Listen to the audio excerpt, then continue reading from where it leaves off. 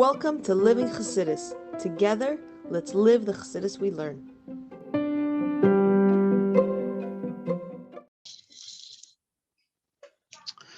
Okay, good morning, everybody. Welcome to Chassidus in the morning, 15 minutes. Heichaltzu, Kuntres Heichaltzu, up to Parak Chaf. Just a little bit of a discussion before we start. That this whole discussion that we're having about Havayim and Elikim, and Havayim Elikim is really one. So just a general understanding, I think that maybe could be vital to understand this concept, is that this is what we're saying. Essentially, there's Hashem, there's God, HaKadosh Baruch Hu, whatever word you want to use for it. Now, if you don't learn Chassidus, you don't learn Kabbalah, so then God is just it's a one-dimensional thing. It's God, that's what there is. Whereas Chassidus brings out God is, so to speak, three-dimensional. There's different ways of God's expression, the way that God manifests, the way that God creates, the way that God is kind, the way God shows severity, things like this. And what? So if you don't learn Chassidus, I was reading the Making of Chassidim, that the Frierdiker Rebbe wrote a letter to his daughter. It's a very beautiful book, translated in English. Frierdiker Rebbe wrote a letter to his daughter, explaining like the history of Chassidus. And so one of the Chassidim, he's talking about like Chassid Baal Shem Tov, and before he learned Chassidus, before he's davening, his achana for davening was, you'd say, he'd read in the front of shul, it says, Shavisi Hashem Nili Talmid, you should put Hashem in front of me always. And so he would say to himself, imagine I'm standing in front of a bull or an ox, a bison, a huge animal, how scared I would be. And I'd be petrified in standing in front of it. The only thing I'd think about was this animal. And he said, and my mind would be very focused on this animal and nothing else. Now, Hashem created all these animals. There's millions of these bisons and there's millions of white animals. So if I'm scared from the one animal, so how much more so I should be scared of Hashem that creates all the animals? Now, this is a very simplistic understanding of it. It is sort of not really an understanding of God. It's understanding the world and then sort of connecting it to God. Chassidus is showing us, is giving us the tools to talk about God, so to speak. And all these levels that we're learning here is helping us get a good picture of an understanding of God. Now, of course, God is infinite, and we can never fully understand it, and we'll not even come close. And really, it's impossible to understand anything. But the law that Chassidus is giving us is to give us a proper direction of understanding God. You can understand God as the biggest bull, or you can understand God as what we're talking about here, the way He creates and the different levels of creation, different manifestations. And this is sort of what we're discussing. And that's why it's such a beautiful concept to think about and to learn. It's because it gives you a better picture of when you say God can do everything, what does that mean? What's God? The biggest bull, the creator of the bulls.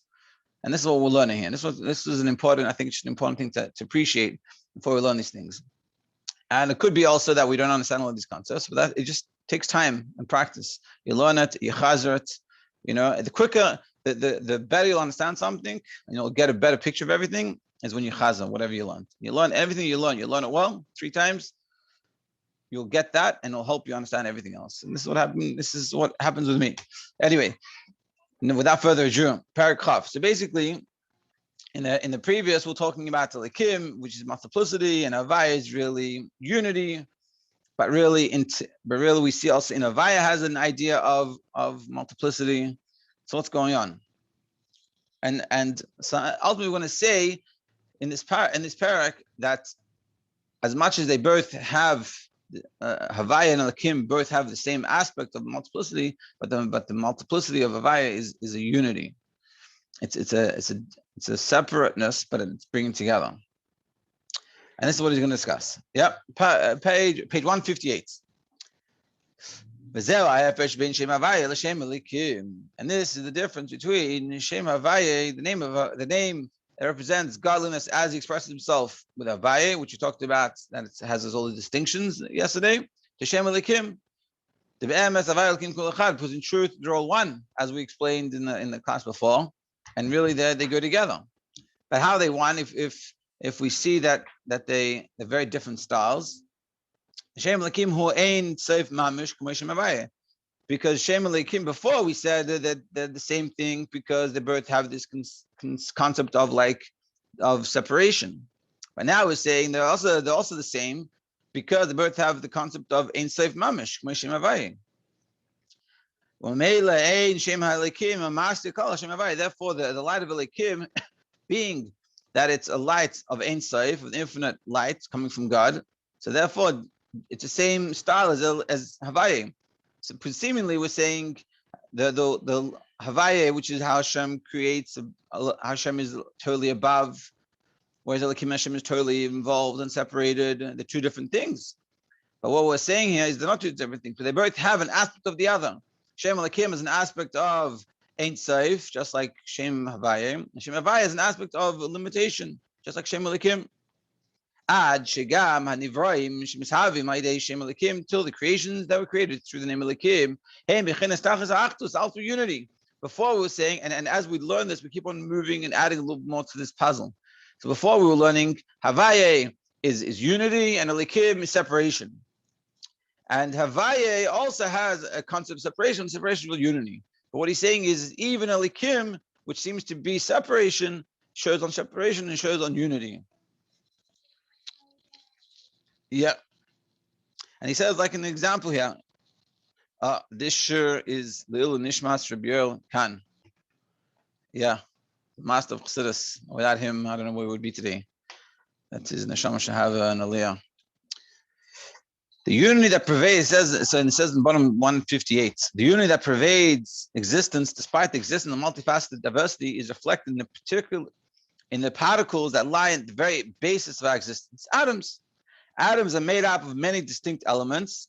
Although atoms are made up of many particles, indeed, science is continuously discovering more and more subatomic particles.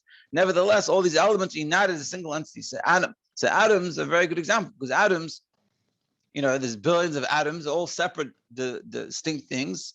Piece of wood, that is a very thick thing, but it has tons of atoms, all distinct entities, but they're all coming together, which is sort of like Shem Elikim, that it's together, but it's divided. It's divided, but together. A similar pattern is seen in all existence. For example, the human body, the ecological system within the world, and the harmonious movement of the planets and stars. In all these and other examples, we see many diverse elements coming together and forming a unified whole. And all these things, like our body's full of all these diverse different things, but they all come together as a whole. Ella, but the difference is the Shem Elikim megala b'chinas Heichaltzu shebehem. Shem Elikim is shining light on the Heichaltzu part of it, the distinction part of it. To show on the creation, meaning everything in the world, everything, you and I, and the fern and the book and the light and the table and the chairs and the flowers, they're all really one thing. It matters what you focus on. Shem Elikim focuses on the distinction part of it. How there's what makes us different. The MS, he says the fact that these created beings have individual features and characteristics is not a contradiction to God's oneness. Because on the contrary, because Havaya and Elikim are one, the unity engendered by God's name Havaya is manifest even in the world, characterized by the diversity brought about by his name Elikim. Meaning, like we said before in the Maimah, we'll constantly say this. Just because we see diversity in the world, that doesn't mean we're diverse. We're one. And the true oneness is shown that all these separate things are actually part of the same whole. And this is what it is, B'atzim, essentially, because everything is coming from God, because the only real existence is God. So everything that comes out of it is all just part of that. And so when we express, when there's differences in the world that you see, that you have to do things with different parts of you and different interactions, that it doesn't mean that it's separated. It might look that way, but we can show that there's unity in it, and because essentially that's what it is. But really just revealing the many details, the many parts within Atzmos. Now Atzmos is God's essence. Now God's essence, of course, is one, but he's saying in its essence, it has the ability to make these types of things, to make the separation and its differences. But essentially, But essentially what it is, it's God's essence. God's essence is one and singular.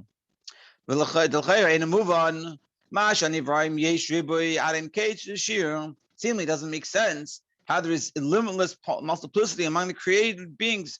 Defies comprehension. There's so many multiplicity amongst, and if everything's all godliness and all elikus and all not just godliness, but the essence of God, which is just God. So what's this, all these details? Since they're limited, there should be a limit to their number. When an entity is limited, having a defined form, it can be counted. Accordingly, there can be only a specific number of such entities. The number may indeed be great, but it can be calculated and measured. So you have a lot of something, but there's an amount. It could be billions, trillions, but it's still a number. It's still a specific amount. Whereas godliness is totally infinite. So how then can there be an infinite variety of distinctions between of distinct beings with no end or measure at all? Yeah, he's saying the possibility of so much. So he says in the footnote number 3, where the Rebbe explains that the implication seems to be that there's an infinite number of defined entities in our physical world. This is conceptually impossible. There's an infinite number of defined entities. How could there be an infinite number of defined entities if we're working in a world of definition? It shouldn't be infinite. In an addition made there at a later date, the Rebbe explains that the intent is that God has the potential to create, and indeed is actually creating an infinite number of spiritual worlds that contain defined entities. The possibility for such an infinite creation of limited beings represents the paradox mentioned in the main context. However, in each world, there is a limited amount of created beings, but he's saying there's an infinite amount of worlds, the Rebbe is explaining. And how can if we're creating finite, how can, as we create finite, we also have infinite? They're two opposite things. They don't go together. So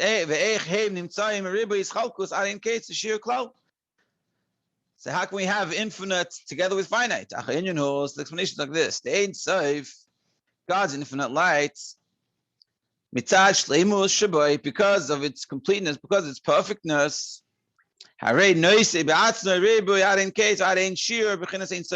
the ability of everything. So it can also have the ability of infinite. It has the ability of infinite and in the finite. So we have each world is a finite, but in that finite world, there's infinite amount of those worlds, those finite worlds, which is it's cool. It's a cool idea. So there's definition, there's worlds, there's world, with each world is a defined entity, but there's infinite amount of them, and all of them really can come together. You can't say they're all it's inappropriate to speak of the existence of any particular entities, qualities, or dimensions. Heaven forbid, even as they're united with each other. To speak of multiplicity, and even that diverse elements exist in a state of unity with God's being, would be a denial of God's fundamental oneness. How can we say in godliness there's all these divisions? It's God's oneness. God is singular. Yachid means singular, not one. If God is one, it means there's two. God is singular. So how can we say that there's all these finite divided, there's all these infinite different things? But at the same hand, you can't say, what he's answering is, you can't, on one hand, you can't say that God is limited in any way. So if he's not limited, he can't have a limited. You can't say that it can't have limited, because that's limiting. You can't say it can only have unlimited, because that's also limiting. If everything is God, so it can be limited and unlimited. They're all, it can be everything. It has to be that way.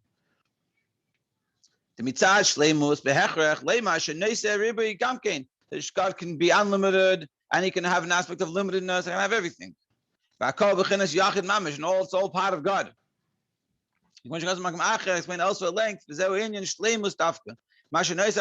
the ultimate completeness, meaning that people think, and I think in other religions they look at God as like God is infinite, and that's it, and therefore he has no connection to this world, which is so finite.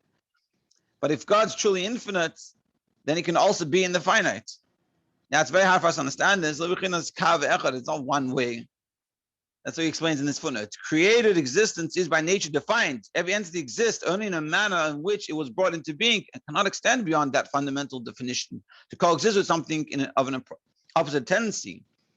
We create in one way. A rock has defined by a rock and what it does, and it can't do other things.